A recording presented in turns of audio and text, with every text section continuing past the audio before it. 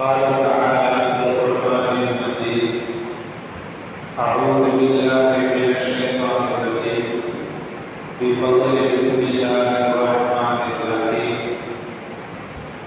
والفجر وليال عشر. صدق الله العظيم. قال النبي صلى الله عليه وسلم: ما عمل ابن آدم يوم النحر عملا أحب إلى الله من إرادة الدم أو كما قال عليه الصلاة والسلام. அனைத்து புகழும் அல்லாஹ் ஒருவனுக்கு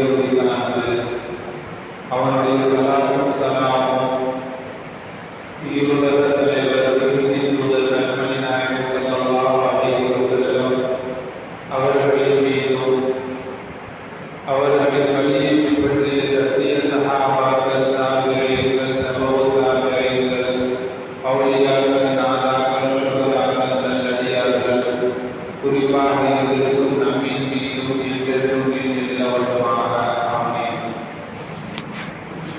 கண்ணியத்திற்குரிய அல்லாஹ்வின் நல்லடியார்களே, அல்லாஹ் கண்ணியப்படுத்திய 4 மாதங்கள்ல ஒரு மாதமான துல்காதா மாதத்துல நாம் இருக்கோம். துல்காதாவுடைய கடைசி பகுதியில் இருக்கோம். இன்னும் ஒரு 2-3 நாட்கள்ல இன்ஷா அல்லாஹ் துல்ஹஜ் மாதத்தை நாம் அடைய இருக்கிறோம்.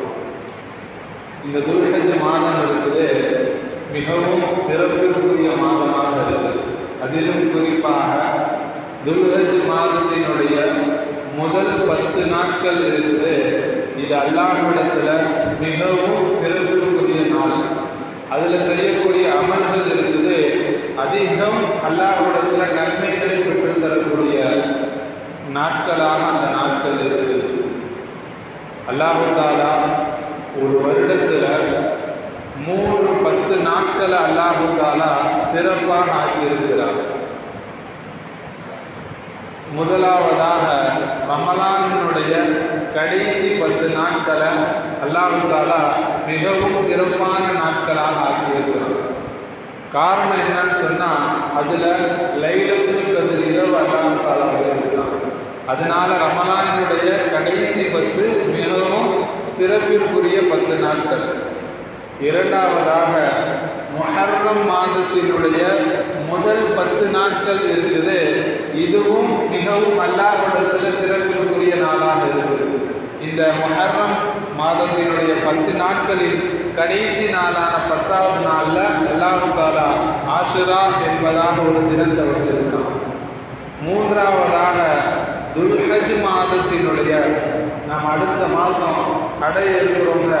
அந்த துல்ஹஜ் மாதத்தினுடைய முதல் 10 நாட்களை அல்லாஹ் தஆலா மிகவும் கண்ணியமான நாட்களாக ஆக்கியிருக்கிறார். இந்த உலகத்துல நாம ஒரு சத்தியம் செய்து ஒரு செயலை செய்யணும் அப்படின்னு சொன்னா, யாரு மேல சத்தியம் செய்யணும் அப்படின்னு சொன்னா அல்லாஹ்வின் மீது மட்டும்தான் சத்தியம் செய்யணும்.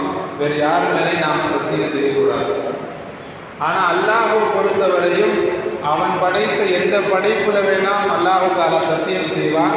அதிலும் குறிப்பாக எதன் மீதெல்லாம் அல்லாஹ் சத்தியம் செய்து ஒரு விஷயத்தை கூறுகிறானோ அந்த சத்தியம் செய்யப்படக்கூடிய எல்லா விஷயங்களும் கண்ணியமான விஷயங்களாக இருக்கும். அதன் அடிப்படையில் அல்லாஹ் தஆலா சூரத்துல் ஃபஜ்ர்ல வலயாலின் அஷ்ர் என்பதாக அல்லாஹ் சொல்றான். 10 இரவுகளின் மீது சத்தியமாக என்று ஒரு குறிப்பிட்ட 10 நாட்களினுடைய இரவு மேல அல்லாஹ் சத்தியம் செய்யறான் அப்படின்னு சொன்னா, அந்த இரவுகள் அந்த நாட்கள் 10 நாட்கள் இருக்குது எந்த அளவுக்கு கண்ணியமானது அப்படிங்கிறத நமக்கு எல்லாத்துக்கும் தெளிவா தெரியுது. அப்ப அதுக்கு விளக்கம் சொல்லுவாங்க. அந்த 10 நாட்கள் என்பது துல்ஹஜ் மாதத்தினுடைய முதல் 10 நாட்கள் என்பதாக முஃபஸ்ஸிரீன்கள் நமக்கு விளக்கம் சொல்லுவாங்க. கண்ணியத்துக்குரியவர்களே, நாம் அடைய இருக்கிற அடுத்த மாதத்தினுடைய முதல் 10 நாட்கள் இருக்குது. இது நம்முடைய அமல்களுக்காக வேண்டி உள்ள நாட்கள். அல்லாஹ்வினுடைய நெருக்கத்தை ஏற்படுத்துவதற்காக வேண்டி அல்லாஹ் வைத்திருக்கக்கூடிய அந்த 10 நாட்களாக இருக்குது. நபி ஸல்லல்லாஹு அலைஹி வஸல்லம் அவங்க சொல்லுவாங்க, துல்ஹஜ் மாதத்தினுடைய மாமின் ஐயாமின் அல் அமலு சாலிஹு ஃபீஹின்ன அஹப்பு இலல்லாஹி மின் ஹாதிஹில் ஐயாமில் அஷர். ஒரு வருடத்தில் எந்த நாட்கள்லையும் நீங்கள் அமல் செய்தாலும் அதை விட அல்லாஹ்விடத்தில் இந்த துல்ஹஜ் மாதத்தினுடைய முதல் 10 நாட்கள் செய்யக்கூடிய அமல் உயர்ந்தது என்பதாக சொல்லுவாங்க. அல்லாஹ்வுக்கு மிக பிரியமானது. துல்ஹஜ் மாதத்தில் 10 நாட்கள் நீங்கள் தொடர்ந்து அமல் செஞ்சீங்க அப்படின்னு சொன்னால் அது அல்லாஹ்விடத்தில் மிக சிறந்தது. மற்ற நாட்களில் நீங்கள் என்ன அமலை செய்தாலும் அதை விட இதுதான் சிறந்தது அப்படின்னு நபி அவங்க சொல்லுவாங்க. அப்போ சஹாபாக்கள் கேட்பாங்க, யா ரசூலல்லாஹ் வலல் ஜிஹாது ஃபீ சபீலில்லாஹ், யா ரசூலல்லாஹ் இந்த 10 நாட்கள் அமல் செய்கிறது சிறப்பு, எல்லாத்தையும் விட சிறப்புங்கிறீங்க. இப்போ மற்ற நாட்களில் ஒருத்தவர் அல்லாஹ்வுடைய பாதையில் போகிறாரு, ஜிஹாது செய்கிறார் அப்படின்னு சொன்னால் பொதுவாக ஜிஹாதுக்கு அதிகமான நன்மைகள் கூலிகள் இருக்குன்னு சொல்லியிருக்கீங்க. அந்த ஜிஹாதை விட இந்த 10 நாட்களில் செய்யக்கூடிய அமல் சிறந்ததா அப்படின்னு கேட்குறப்ப நபி அவங்க சொல்லுவாங்க, ஆமாம், மற்ற நாட்களில் நீங்கள் ஜிஹாது செய்தாலும் அந்த ஜிஹாதை விட இந்த 10 நாட்களில் செய்யக்கூடிய அமல் இருக்குது மிகவும் சிறந்தது என்பதாக சொல்லிட்டு, என்றாலும் ஒரே ஒரு அமலை தவிர அப்படி நபி அவங்க ஒரே ஒரு அமலை சொல்லுவாங்க. இந்த துல்ஹஜ்ஜினுடைய 10 நாட்களுக்கு ஈடாக எந்த அமலுமே இல்லை, ஆனால் ஒரே ஒரு அமலு தான் இருக்குது. நபி அவங்க சொல்லுவாங்க, ஒருத்தவர் அல்லாஹ்வுடைய பாதையில் புறப்படுறாரு, தன்னுடைய பொருட்கள் எல்லாத்தையும் எடுத்துட்டு புறப்படுறாரு, போய் அங்கே ஷஹீத் ஆகிட்டார் அப்படின்னு சொன்னால் அந்த அமல் தான் பெருசு. இந்த துல்ஹஜ் மாதத்தினுடைய 10 நாட்களில் செய்யக்கூடிய அமலை விட அது பெருசு. ஆனால் ஒருத்தவர் அல்லாஹ்வுடைய பாதையில் போயிட்டு திருப்பி மீண்டும் தன்னுடைய குடும்பத்துக்கு வந்துட்டார் அப்படின்னு சொன்னால் அதை விட இந்த துல்ஹஜ் மாதத்தில் செய்யக்கூடிய 10 நாட்களுக்கு அல்லாஹ் அதிகமான கூலி வைத்திருக்கிறான், அதிகமாக சிறப்பு வைத்திருக்கிறான் என்பதாக நபி ஸல்லல்லாஹு அலைஹி வஸல்லம் அவங்க சொன்னார்.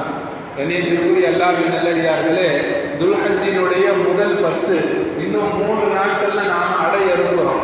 அந்த 10 நாட்களில் நாம் செய்யக்கூடிய அமல் என்பது அல்லாஹ்வுக்கு ரொம்ப பிடிச்சது, அல்லாஹ்வினுடைய நெருக்கத்தை கொடுக்கக்கூடியது. பொதுவாக ஒவ்வொரு முஃமினுடைய நோக்கம் என்ன, ஒவ்வொரு முஃமினுடைய நோக்கம் என்ன அப்படின்னு சொன்னால் அல்லாஹ்வை நெருங்கணும், அல்லாஹ்வை அடையணும். அல்லாஹ்வை அடையணும் அப்படின்னு சொன்னால் நன்மைகள் மூலமாகத்தான், நஃபிலான வணக்கங்கள் மூலமாகத்தான் அல்லாஹ்வை அடைய முடியும். அப்போ அந்த நஃபிலான வணக்கங்களும் செய்கிறதுக்கு மிகவும் தகுதியான ஒரு காலத்தை நபி அவங்க தெளிவுபடுத்தி சொல்லியிருக்கிறாங்க. அதாவது இப்போ நபி அவர்கள் சில அமல்களை சில காலத்தில் இந்த நேரத்தில் நீங்கள் இந்த அமலை செய்யுங்கன்னு சொல்லி நபி அவங்க வழிகாட்டியிருக்காங்க.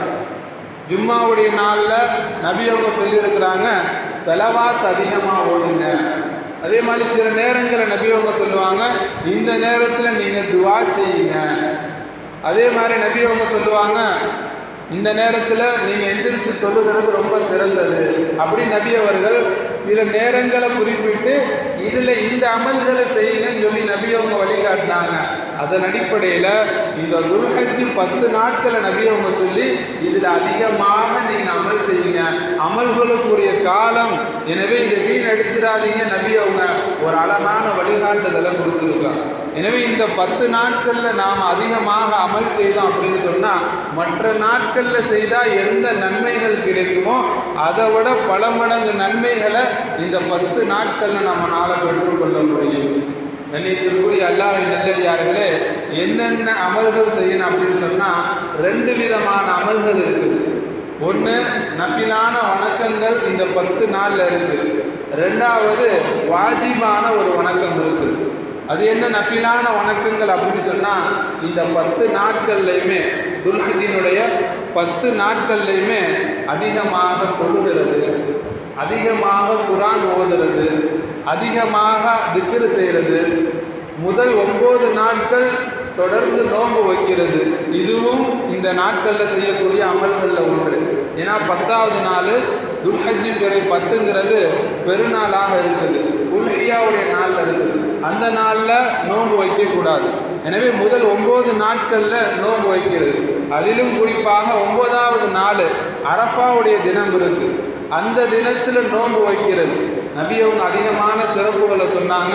அதில் ஒன்று சொன்னாங்க, அரஃபாவுடைய நாளில் துல்ஹஜ்ஜி பிறை 9 அரஃபாவுடைய நாள், அந்த நாளில் யார் நோன்பு வைக்கிறாரோ கடந்த ஒரு வருட பாவத்தை அல்லாஹ் மன்னிச்சிருவான்.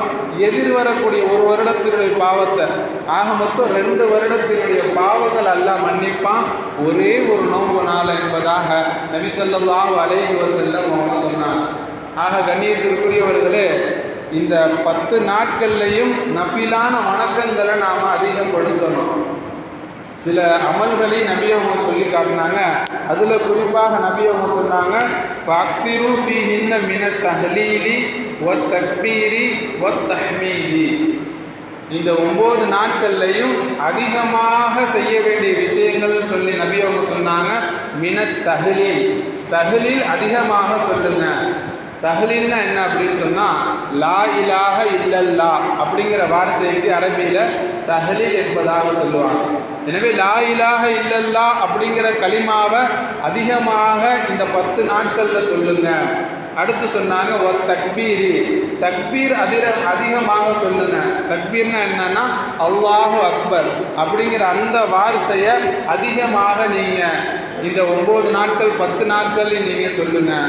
மூணாவதாக சொன்னாங்க ஒத் தஹ்மீதி, தஹ்மீத அதிகமாக சொல்லுங்க.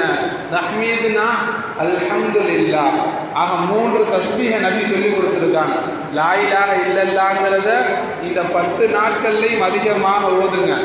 அதே மாதிரி அல்லாஹு அக்பருங்கிற வார்த்தையை அதிகமாக துல்ஹஜ்ஜினுடைய 10 நாட்களில் ஓதுங்க. அதே போல் அல்ஹம்துலில்லாஹ்ங்கிற வார்த்தையுமே நீங்கள் முதல் 10 நாட்கள் அதிகமாக ஓதுங்க. அப்படி நபி ஸல்லல்லாஹு அலைஹி வஸல்லம் அவர்கள் கட்டளையிட்டு இருக்கிறார்.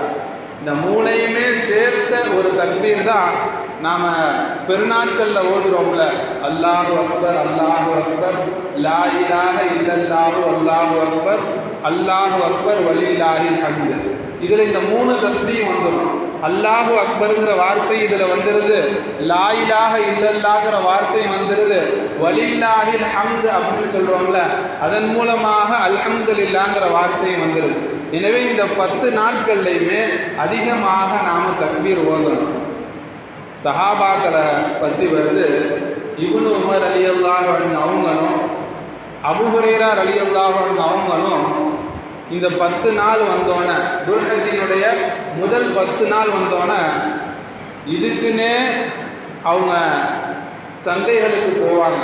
இந்த 2 சஹாபாக்களும் சந்தைகளுக்கு போய் அந்த சந்தைகளில் இந்த தக்பீர்களை அதிகமாக ஓதுவாங்க, சத்தமாக ஓதுவாங்க. அல்லாஹு அக்பர் அல்லாஹு அக்பர், லா இலாஹ இல்லல்லாஹு அல்லாஹு அக்பர், அல்லாஹு அக்பர் வலில்லாஹில் ஹம்துன்னு சத்தமாக இந்த 2 சஹாபாக்களும் இதை சொல்றதுக்காக வேண்டியே பஜாருக்கு போவாங்க, சத்தமாக ஓதுவாங்க. இவங்களுடைய சத்தத்தை கேட்டு எல்லா மக்களுமே அந்த தக்பீரை ஓத ஆரம்பிப்பாங்க என்பதாக சஹாபாக்களினுடைய வரலாறுகளில் பார்க்கிறோம். ஆக 10 நாட்கள்லையுமே அதிகமாக இந்த தக்பீரை நாம் ஓதணும். ஒன்று இருக்குது, வாஜிபான ஒரு விஷயம் இருக்குது. அது என்ன அப்படின்னு சொன்னால், பிறை 9லிருந்து பிறை 13 வரையும், பிறை 9னுடைய காலையிலிருந்து பிறை 13 அசர் வரையுமே 23 வக்து ஒவ்வொரு ஃபர்லான தொழுகைகளுக்கு பிறகுமே சலாம் கொடுத்தோன்னு ஒரு தடவை சொல்றது வாஜிபாக இருக்குது. இது வாஜிபான ஒரு விஷயம். இது இல்லாமல் எக்ஸ்ட்ரா நஃபிலாக செய்யக்கூடிய விஷயம்தான் துல்ஹஜ்ஜினுடைய முதல் 10 நாட்கள்லையுமே இந்த தக்பீரை நாம் அதிகமாக சொல்ல வேண்டும். இதெல்லாம் இந்த முதல் 10 நாட்களில் செய்யக்கூடிய நஃபிலான வணக்கங்கள். நபி அவங்க அதிகமாக நீங்கள் அமல் செய்யுங்கன்னு சொன்னாங்க. அல்லாஹ்வுக்கு பிடிச்ச விஷயங்கள், அல்லாஹ்வுக்கு பிடிச்ச அமல்கள் இந்த 10 நாட்களில் செய்யக்கூடிய அமல்கள் தான். அதனால் அதிகமாக செய்யுங்கன்னு சொன்னாங்க. இதெல்லாம் நஃபிலான விஷயங்கள். இதெல்லாம் ஒரு விஷயம் அப்படின்னு சொன்னால் வாஜிபான ஒரு விஷயம் இருக்குது. அதுதான் குர்பானை கொடுக்கிறது. அல்லாஹ்வுக்காக வேண்டி ஒரு பிராணியை அறுத்து பலியிடுவது இருக்குது. இது அல்லாஹ்வுக்கு மிக பிடிச்ச ஒரு அமலாக இருக்குது. இது வாஜிபான ஒரு அமலாகவும் இருக்குது. இந்த வாஜிபான அமல் இருக்குது, இது அல்லாஹ்வுக்கு மிகவும் பிடித்த அமலாக இருக்கு. அல்லாஹ் தஆலா குர்ஆன்ல சொல்லி காட்டுவான், லை யனாலல்லாஹு துஹூமுஹா வலா திமாவுஹா வலாகி யனாலு தக்வா மின்கும். நான் சொன்னேன் அப்படிங்கிறதுக்காக வேண்டி ஒரு பிராணியை நீங்கள் அறுக்கிறீங்கள, அந்த பிராணியினுடைய எந்த மாமிசமும் எனக்கு தேவையில்லை, எந்த இரத்தமும் எனக்கு தேவையில்லை. எனக்கு தேவை என்ன அப்படின்னு சொன்னால் உங்களுடைய தக்குவா மட்டும்தான் எனக்கு தேவை. நான் சொன்னேன் அப்படிங்கிறதுக்காக வேண்டி நீங்கள் அறுக்கிறீங்களா, அது மட்டும்தான் எனக்கு தேவை என்பதாக நான் சொல்கிறேன், நீங்கள் செய்தீங்க அப்படிங்கிறதுக்காக வேண்டி அல்லாஹு தஆலா அந்த வார்த்தையை சொல்லிட்டோம். கண்ணியத்திற்குரிய அல்லாஹ்வின் நல்லடியார்களே, நபி ஸல்லல்லாஹு அலைஹி வஸல்லம் அவங்க அந்த குர்பானியுடைய நாளை பற்றி சொல்லும் பொழுது, குர்பானியுடைய நாட்களில் அந்த நாட்களில் அல்லாஹ்வுக்கு பிடித்த ஒரு அமல் அப்படின்னு சொன்னால் குர்பானி கொடுக்கிறது மட்டும்தான். அதெல்லாம் நீங்கள் எவ்வளோ அமல் செஞ்சாலும் அந்த அமலை விட இந்த குர்பானி கொடுக்குற அமல் தான் சிறந்தது என்பதாக நபி ஸல்லல்லாஹு அலைஹி வஸல்லம் அவங்க சொன்னாங்க. ஒரு மனுஷர் ரொம்ப பணக்காரராக இருக்கிறாரு, குர்பானியுடைய நாளில் 1 லட்சம் 2 லட்சம் 10 லட்சம் சதக்கா செய்கிறாரு, ஆனால் குர்பானி கொடுக்கல அப்படின்னா அவருடைய நன்மைகளை விட ஒருத்தவர் ஒரு 4000 ரூபாய்க்கு ஒரு பங்கு சேர்றாரு, அல்லது ஒரு 15000 ரூபாய்க்கு ஒரு ஆடு வாங்கி கொடுக்குறாரு அப்படின்னு சொன்னால் இந்த 15000 இந்த 4000 இருக்குது, இது அவர் செஞ்ச அந்த சதக்காக்களை விட பெருசு என்பதாக நபி ஸல்லல்லாஹு அலைஹி வஸல்லம் அவங்க சொன்னாங்க. ஆக குர்பானியுடைய நாட்களில் குர்பானி கொடுக்கிறது தான் சிறந்த அமல். அதெல்லாம் வேற எவ்வளோ அமல் செஞ்சாலும் அதை விட ஏற்றமானது இந்த குர்பானியுடைய அமல் என்பதாக நபி ஸல்லல்லாஹு அலைஹி வஸல்லம் அவங்க சொல்லுவாங்க, குர்பானி நீங்கள் கொடுக்குறீங்கல்ல, அந்த பிராணிகள் நாளை மறுமை நாளில் அதனுடைய கொம்புகளினுடைய அதோட ரோமங்களோட வந்து உங்களுக்கு சாட்சி சொல்லும் என்பதாக சொன்னாங்க. அடுத்து சொன்னாங்க, நீங்கள் குர்பானி பிராணிகளை அறுத்து கொடுக்குறீங்கல்ல, அதனுடைய ரத்தம் பூமியில் படுறதுக்கு முன்னாடி அந்த அமல்கள் ஏற்றுக்கொள்ளப்படும் என்பதாக நபி ஸல்லல்லாஹு அலைஹி வஸல்லம் அவங்க சொல்லிட்டு, மனமுவந்து நீங்கள் குர்பானி கொடுங்க, ஏதோ கொடுக்கணும் அப்படின்னு சொல்லி கொடுக்காதீங்க, மனமுவந்து நீங்கள் குர்பானி கொடுங்க என்பதாக நபி ஸல்லல்லாஹு அலைஹி வஸல்லம் அவங்க அந்த வார்த்தையும் சொல்லி காட்டுவாங்க. ஏதோ கடமைக்காக வேண்டி நீங்கள் கொடுக்காதீங்க, இது ஒரு அமலுன்னு நினச்சி நீங்கள் செய்யுங்க. பெருமைக்காக வேண்டி செஞ்சிடாதீங்க, முகஸ்துதிக்காக வேண்டி செஞ்சிடாதீங்க. இது அல்லாஹ்வுடைய நெருக்கத்தை கொடுக்கக்கூடிய ஒரு விஷயம், ஒரு அமல், அப்படிங்கிறதுக்காக வேண்டி நீங்கள் செய்யுங்க என்பதாக நபி ஸல்லல்லாஹு அலைஹி வஸல்லம் அவங்க சொன்னாங்க. அதே போல் இன்னொரு பக்கத்து நபி ஸல்லல்லாஹு அலைஹி வஸல்லம் அவங்க ஒரு சைடு குர்பானி கொடுங்கன்னு சொன்னாங்க, இன்னொரு சைடு யாரெல்லாம் வசதி இருந்தும் குர்பானி கொடுப்பதற்கு தகுதி இருந்தும் குர்பானி கொடுக்காம இருக்கிறாங்களோ அவங்க நபி ஸல்லல்லாஹு அலைஹி வஸல்லம் அவங்க எச்சரிக்கை செஞ்சாங்க. சொன்னாங்க, மன்கான லஹு சஅதன் வலம் யுலஹி ஃபலா யக்ரபன்ன முஸல்லானா. எந்த ஒரு மனிதருக்கு குர்பானி கொடுக்கிறதுக்கு தகுதி இருக்குது, ஆனால் அவர் கஞ்சத்தனம் செஞ்சு குர்பானி கொடுக்காம விட்டுட்டார் அப்படின்னு சொன்னால் ஃபலா யக்ரபன்ன முஸல்லானா, நாம் தொழுகக்கூடிய இடத்துக்கு அவர் வரவே வேணாம் என்பதாக நபி ஸல்லல்லாஹு அலைஹி வஸல்லம் அவங்க சொன்னாங்க. குர்பானி கொடுக்கறதுக்கு தகுதி இருந்தும் நீ குர்பானி கொடுக்கல அப்படின்னு சொன்னால் பெருநாள் கொண்டாடுறதுக்கு நீ தகுதி இல்லை என்பதாக இந்த ஹதீஸின் மூலம் நபி அவங்க சொன்னாங்க. தொழுகைக்கு வராதங்கன்னு என்ன அர்த்தம்? பொதுவாக ஈதினுடைய மிகப்பெரிய ஒரு மகிழ்ச்சி என்ன அப்படின்னு சொன்னால், அல்லாஹ் ஈதுக்கு தனியாக ஒரு தொழுகை வச்சிருக்கான். அப்போ அந்த தொழுகையில் நீ கலந்துக்காத நபி அவங்க சொல்கிறாங்கன்னா, அப்போ எந்த அளவுக்கு நபி ஸல்லல்லாஹு அலைஹி வஸல்லம் அவங்க எச்சரிச்சிருக்கிறாங்க. நீ அன்றையுடைய நாளில் சந்தோஷப்படுறதுக்கு உனக்கு தகுதி இல்லை, அன்றையுடைய நாளில் நீ கொண்டாடுறதுக்கு தகுதி இல்லை. எப்போ நீ குர்பானி கொடுப்பியோ அப்போ தான் அந்த நாளை நீ கொண்டாட வேண்டும், அதன் மூலமாக நீ சந்தோஷப்பட வேண்டும் என்பதாக நபியவர்களினுடைய இந்த ஹதீஸின் மூலம் நமக்கு தெரிகிறது. ஆக கண்ணியத்திற்குரிய அல்லாஹ்வின் நல்லடியார்களே, நமக்கு வசதி இருக்கும் பொழுது கண்டிப்பாக நாம் குர்பானி கொடுத்து தான் ஆகணும். சில பேர் வசதி இருக்கும், ஆனால் அவங்களாம் நினச்சிக்குவாங்க நமக்கு வசதி இல்லை அப்படின்னு சொல்லி அவங்களாம் நினச்சிக்குவாங்க. அப்படி நினச்சாலும் அது தவறு தான். எப்படி பார்ப்பாங்கன்னா, அவருடைய மாத சம்பளம் குறைவாக இருக்கும், அவருடைய மாத சம்பளம் குறைவாக இருக்கும். அவருடைய ஒரு மாதத்துக்கு தான் அவருக்கு செலவுக்கு கரெக்டாக இருக்கும். இப்போ இவர் நினச்சிக்குவார் நாம் குர்பானி கொடுக்க தேவையில்லை அப்படின்னு நினச்சிக்குவார். ஆனால் இவருடைய வீட்டில் பீரோவில் பார்த்தா அப்படின்னு சொன்னால் ஒரு 10 பவுன் தங்கம் இருக்கும், அல்லது 15 பவுன் அல்லது 5 பவுன் தங்கம் இருக்கும். இதெல்லாம் அவருடைய சொத்துங்கிற அந்த கணக்கில் அவர் நினைக்க மாட்டார். அவரை பொறுத்தவரையும் என் பாக்கெட்டில் எவ்வளோ இருக்குது, என் பர்ஸில் எவ்வளோ இருக்குது, அந்த பரிசில் இவ்வளோ தான் இருக்குது, அதனால நான் குர்பானி கொடுக்கறதுக்கு தான் தகுதி இல்லை அப்படின்னு சில பேர் நினச்சிக்குவாங்க. அப்படி நினைக்கக்கூடாது. நம்முடைய சொத்துன்னு எவ்வளோ இருக்குதோ எல்லாத்தையும் கணக்கில் வச்சுட்டு தான் நான் தகுதி இல்லையா அப்படிங்கிறத நாம் வைக்கணுமே தவிர நம்முடைய பணத்தை மட்டும் அடிப்படையாக வச்சு நான் தகுதி இல்லை நாம் ஒருபோதும் தீர்மானிக்கக்கூடாது. மார்க்கம் அதை தடை செய்கிறது. உனக்கு வசதி இருந்துச்சு அப்படின்னு சொன்னால் கண்டிப்பாக நீ கொடு என்பதாக நபி ஸல்லல்லாஹு அலைஹி வஸல்லம் அவங்க சொன்னாங்க. எனவே கண்ணியத்திற்குரிய அல்லாஹ்வின் நல்லடியார்களே, குர்பானியுடைய நாளில் குர்பானி கொடுக்கிறது தான் மிக சிறந்த அமல். அந்த குர்பானியை சரியான முறையில் நாம் கொடுக்கணும். அந்த குர்பானியை கொடுக்கும் பொழுது அதற்குரிய சட்டத்திட்டங்களோடு நாம் அதை நிறைவேற்றும் பொழுது அல்லாஹ்விடத்தில் உடனடியாக மக்பூலியத்தாக ஆகும். எனவே குர்பானி சம்பந்தமாக ஒரு சில தகவல்களை இங்கே நான் சொல்கிறேன். கண்ணியத்திற்குரிய அல்லாஹ்வின் நல்லடியார்களே, யாருக்கு கடமை குர்பானி அப்படின்னு சொன்னால், யாருக்கெல்லாம் ஜகாத் கொடுக்குற அளவுக்கு கடமை இருக்குதோ, அவரிடத்துல சொத்து மதிப்பு இருக்குதோ, அவர் கண்டிப்பாக குர்பானி கொடுப்பது அவர் மேலே வாஜிப்பு. அதாவது 87 கிராம் தங்கம் ஒருத்தவர்கிட்ட இருக்குது அப்படின்னு சொன்னால் அவர் ஜகாத்து கொடுக்கணும். அதே போல் 612 கிராம் வெள்ளி இருக்குது அப்படின்னு சொன்னால் அவர் கண்டிப்பாக ஜகாத்து கொடுக்கணும்.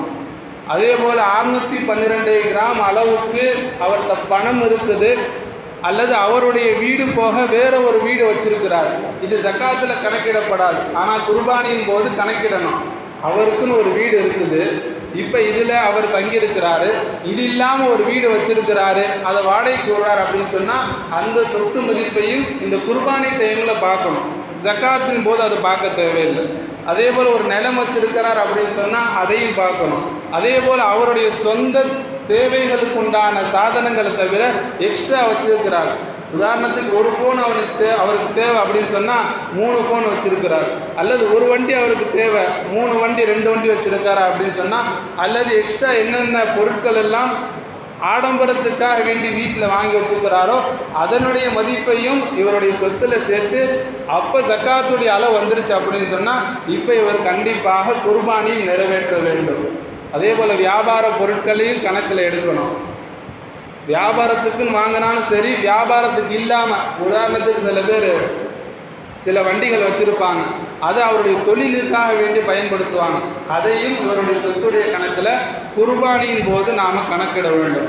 ஆக மொத்தத்தில் எதெல்லாம் நம்முடைய சொத்து என்பதாக இருக்குமோ அது எல்லாமே, அந்த சொத்து எல்லாமே கணக்கு போட்டு அது ஜக்காத்துடைய அளவு வந்துருச்சு, 612 கிராம் வெள்ளியினுடைய ரேட் அளவுக்கு வந்துருச்சு அப்படின்னு சொன்னால் கண்டிப்பாக அவர் மீது குர்பானி வாஜிபான ஒன்றாக இருக்குது. கண்டிப்பாக அவர் குர்பானி கொடுத்தே ஆக வேண்டும். அதே போல் குர்பானி பிராணி என்னென்ன அப்படின்னு சொன்னால், ஆடு, மாடு, ஒட்டகம், இந்த 3 தான் குர்பானி பிராணி. ஆடை 1 வயசு பூர்த்தி ஆகிருக்கணும். 1 வயசுக்கு முன்னாடி ஆடை உள்ள குட்டியை நாம் அறுத்தோம் அப்படின்னு சொன்னால் அது வாஜிப் நிறைவேறினதாக ஆகாது. அதே போல் மாடை பொறுத்தவரையும் 2 வயசு பூர்த்தி ஆகிருக்கணும். ஒட்டகத்தை பொறுத்தவரையும் 5 வயசு பூர்த்தி ஆகிருக்கணும். இப்படிப்பட்ட மிருகங்களை தான் குர்பானிக்கு தகுதியான மிருகங்கள் என்பதாக மார்க்கம் நமக்கு சொல்லி காட்டுகிறது. அதே போல் குர்பானி கொடுக்கும் பொழுது குர்பானி பிராணிகள் குறையுள்ளதாக இருக்கக்கூடாது. கண்ணு இல்லாமல் நொண்டியான பிராணியாக அல்லது வெளிப்படையாக தெரியக்கூடிய குறைகள், அதாவது முழுவதுமாக கொம்பு இல்லாமல், இப்படி எதெல்லாம் குர்பானி பிராணிகளுக்கு தெளிவாக தெரியுமோ அந்த குறைகள் இருந்துச்சு அப்படின்னு சொன்னால் அந்த பிராணியை குர்பானிக்காக வேண்டி கொடுக்கக்கூடாது. ஏன்னா அல்லாஹ்வுக்காக வேண்டி கொடுக்கக்கூடிய ஒரு விஷயம், அதனால மனமோந்து கொடுக்கணும். ஒரு சின்ன சின்ன குறை இருக்கு, அதனால அவன் ரேட்டை குறைக்கிறான் அப்படிங்கிறதுக்காக வேண்டி அதை நாம் அல்லாஹ்வுடைய நன்மைக்காக வேண்டி அர்ப்பணிக்க கூடாது. அல்லாஹ் தஆலா குர்ஆனில் சொல்லும் பொழுது, உங்களுடைய மாமிசமும் எனக்கு தேவையில்லை, அதனுடைய ரத்தமும் எனக்கு தேவையில்லை, உங்களுடைய தக்குவா தான் தேவை. உங்களுடைய இஹ்லாஸ் தான் தேவை. நீங்கள் எனக்காக வேண்டி எப்படி கொடுக்குறீங்க அப்படிங்கிறத தான் நான் பார்க்குறேன் என்பதாக அல்லாஹ் தஆலா சொல்லி காட்டுகிறான். எனவே குறையுள்ள பிராணிகளை நாம் குர்பானிக்காக வேண்டி கொடுக்கக்கூடாது. அதே போல் குர்பானி நாட்கள் என்னென்ன நாட்கள் அப்படிங்கிறதையும் தெரிஞ்சுக்கணும். குர்பானியுடைய நேரத்தை நாம் தெரிஞ்சுக்கணும். குர்பானியுடைய நாட்கள் இருக்குது. துல்ஹஜ் பிறை 10, அதாவது பெருநாளினுடைய அன்னைக்கு சுபுகுல இருந்து குர்பானி கொடுக்கலாம். ஆனால் நபி ஸல்லல்லாஹு அலைஹி வஸல்லம் அவங்க சொன்னாங்க, ஈது தொழுகைக்கு பிறகுதான் நீங்கள் குர்பானி கொடுக்கணும் அப்படின்னு சொன்னாங்க. எந்த மனிதர் ஈதுக்கு பிறகு, அதாவது ஈது தொழுகை இருக்குதுல்ல, ஈதினுடைய காலையிலிருந்தே குர்பானி கொடுக்கலாம். ஆனால் எப்போ கொடுக்கணும் அப்படின்னு சொன்னால், ஈது தொழுகை தொழுது முடிச்சதுக்கு பிறகுதான் குர்பானி கொடுக்கணும். ஒரு மனிதர் ஈது தொழுகைக்கு பிறகு குர்பானி கொடுத்தாருன்னு சொன்னால் அவருடைய குர்பானி ஏற்றுக்கொள்ளப்படும். அது குர்பானி தான் சொன்னாங்க. அடுத்து சொன்னாங்க, எந்த மனிதர் ஈது தொழுகைக்கு முன்பதாக கொடுப்பாரோ அவர் குர்பானி கொடுக்கல, மாறாக அவங்க குடும்பத்துக்கு இறைச்சியை வாங்கி கொடுத்துட்டு வந்திருக்கிறார். கறிக்கடையில் நாம் இந்த வெள்ளிக்கிழமை ஞாயிற்றுக்கிழமைன்னு சொல்லி கறியை வாங்கி வீட்டில் போய் கொடுப்போம்ல, அதே மாதிரி அவர் சாதாரண ஒரு செயலை செஞ்சுட்டு வந்திருக்கிறாரே தவிர இது இபாதத் அல்ல, அல்லாஹ்வுக்காக வேண்டி செஞ்சதல்ல, இது குர்பானியே அல்ல என்பதாக நபி ஸல்லல்லாஹு அலைஹி வஸல்லம் சொன்னாங்க. ஆக கண்ணியத்திற்குரியவர்களே, சில இடங்களில் கேள்விப்படுறோம், என்ன செய்கிறாங்கன்னா, அறுக்கக்கூடியவர் ரொம்ப டிமாண்டாக இருக்கிறாரு, அவருக்கு நேரமே கிடைக்க மாட்டேங்குது அப்படின்னு சொல்லி சில பேர் தொழுகைக்கு முன்பதாகவே குர்பானி கொடுக்குறாங்க அப்படிங்கிற செய்திகள் எல்லாமே நாம் கேள்விப்படுறோம். அப்படி ஒருபோதும் செய்யக்கூடாது. அப்படி செஞ்சோம் அப்படின்னு சொன்னால் இத்தனை காசை செலவு பண்ணியும் நாம் அதை ஒரு சாதாரண ஒரு விஷயமாகத்தான் செய்கிறோமே தவிர அதன் மூலமாக இபாதத்தும் கிடைக்காது, அந்த குர்பானியுடைய நன்மையும் கிடைக்காது. எனவே தொழுது முடிச்சதுக்கு பிறகு ஆளு கிடைக்கல அப்படிங்கிறதுக்காக வேண்டி செய்ய வேண்டிய முறைப்படி செய்யலை அப்படின்னு சொன்னால் நம்முடைய அமல்கள் வீணாக போயிடும். எனவே இந்த விஷயத்தில் ரொம்ப கவனமாக இருக்கணும். தொழுது முடிச்சதுக்கு பிறகு தான் நம்முடைய பிராணியை குர்பானி கொடுக்கணும். அந்த துல்ஹஜ் பிறை 10லிருந்து துல்ஹஜ் பிறை 12வது நாளினுடைய அசர் வரையும் கொடுக்கலாம். அதாவது சூரியன் மறைவதற்கு முன்னாடி வரையும் அந்த 3 நாட்கள் குர்பானியுடைய நாட்கள் என்பதாக நபி ஸல்லல்லாஹு அலைஹி வஸல்லம் அவங்க சொன்னாங்க. ஆக அந்த 3 நாட்கள் குர்பானி கொடுக்கணும். ஜகாத்துக்கும் குர்பானிக்கும் என்ன வித்தியாசம் அப்படின்னு சொன்னால் சில வித்தியாசங்கள் இருக்குது. அதில் ஒன்று என்ன அப்படின்னு சொன்னால், ஜகாத்து ஒருத்தவருக்கு கடமை ஆயிடுச்சு. இப்போ அடுத்த வருஷம் இவர் உதாரணத்துக்கு பிப்ரவரியிலையோ மார்ச்லேயோ கொடுக்கணும் அப்படின்னு சொன்னால் மார்ச் 15ஆம் தேதி கொடுக்கணும் அப்படின்னு சொன்னால் மார்ச் 15ஆம் தேதி தான் கொடுத்தாகணுமா அப்படின்னா இல்லை. அதுக்கு பிறகு அடுத்த ஒரு வருஷத்துக்குள்ள கொஞ்சம் கொஞ்சமாகவும் கொடுக்கலாம், முழுமையாகவும் கொடுக்கலாம். ஆக மொத்தத்தில் அடுத்த வருஷம் ஜகாத் கடமையாகிறதுக்கு முன்பதாக அந்த ஜகாத்து காசை முடிச்சிடணும். ஆனால் குர்பானியை பொறுத்த வரையுமே குர்பானியுடைய 3 நாட்களில் தான் நாம் கொடுக்க முடியும். குர்பானியுடைய அந்த 3 நாட்களை தவிர அதுக்கு முன்னாடி கொடுத்தாலுமே அது சாதாரண ஒரு விஷயமாகத்தான் இருக்கும், குர்பானியாக இருக்காது. அதுக்கு பின்னாடி கொடுத்தாலுமே அது குர்பானியாக இருக்காது. அதே போல ஒரு மனிதருக்கு குர்பானி கடமையாகும் பொழுது அந்த 3 நாட்களில் சொத்து இருந்தால் போதும். ஜகாத்தை பொறுத்தவரையும் ஒரு வருஷம் முழுவதும் அந்த சொத்து இருக்குதா அப்படின்னு சொல்லி பார்ப்பாங்க. ஆனால் குர்பானியை பொறுத்தவரையும் அந்த 3 நாட்களில் ஒருத்தவர்கிட்ட ஜகாத் அளவுக்கு சொத்து இருக்குதா. இப்போ ஒருத்தவரிடத்துல குர்பானியுடைய நாட்கு முன்னாடி அவர்கிட்ட எந்த சொத்துமே இல்லை, குர்பானியுடைய 10ஆம் தேதியோ அல்லது 11ஆம் தேதியோ அல்லது 12ஆம் தேதியோ ஒருத்தவர்கிட்ட ஜக்காத்து கொடுக்குற அளவுக்கு சொத்து வந்துருச்சு அப்படின்னு சொன்னால் 12ஆம் தேதி வந்தாலுமே உடனே அவர் குர்பானி கொடுக்க வேண்டும் என்பதாக மார்க்க சட்ட வல்லுநர்கள் நமக்கு கூறுவாங்க. கண்ணியத்திற்குரியவர்களே, ஆக குர்பானியுடைய நாட்களை கவனிச்சுக்கணும், குர்பானியுடைய நேரத்தையும் தெரிஞ்சு சரியான முறையில் நாம் அறுத்து கொடுக்கணும். அதே போல் யாரெல்லாம் குர்பானி கொடுக்க போகிறோம் அப்படின்னு சொல்லி நியத்து வச்சிருக்கிறாங்களோ, குர்பானி கொடுக்க இருக்கிறாங்களோ, அவங்க துல்ஹஜ் பிறை பார்க்கறதுக்கு முன்னாடி தன்னுடைய முடியையும் நகங்களையும் வெட்டி கொள்ள வேண்டும். துல்ஹஜ் பிறை பார்த்துட்டோம் அப்படின்னு சொன்னால் குர்பானி கொடுக்குறவங்க தன்னுடைய முடிகளையும் நகங்களையும் வெட்டக்கூடாது என்பதாக நபி ஸல்லல்லாஹு அலைஹி வஸல்லம் அவங்க சொன்னாங்க. அதன் அடிப்படையில் வரக்கூடிய ஞாயிற்றுக்கிழமை துல்ஹஜ் பிறை பார்ப்பாங்க. எனவே ஞாயிற்றுக்கிழமையுடைய அசருக்குள்ள நாம நம்முடைய யாரெல்லாம் குர்பானி கொடுக்கிறதாக இருக்கிறாங்களோ அவங்க தன்னுடைய நகங்களையும் முடிகளையும் வெட்டி கொள்ள வேண்டும். கண்ணியத்திற்குரிய அல்லாஹ்வின் நல்லடியார்களே, அதே போல இன்னும் பல விஷயங்கள் அதனுடைய ஆதாபுகள் என்பதாக சொல்லப்பட்டிருக்கு. எனவே அது எல்லாத்தையுமே நாம தெரிஞ்சுக்கிட்டு சரியான முறையில் மார்க்கம் எப்படி சொல்லுதோ, நபி ஸல்லல்லாஹு அலைஹி வஸல்லம் அவங்க எந்த அடிப்படையில் சொல்லி தந்தாங்களோ அதன் அடிப்படையில் நம்முடைய குர்பானிகளை நாம நிறைவேற்ற வேண்டும்.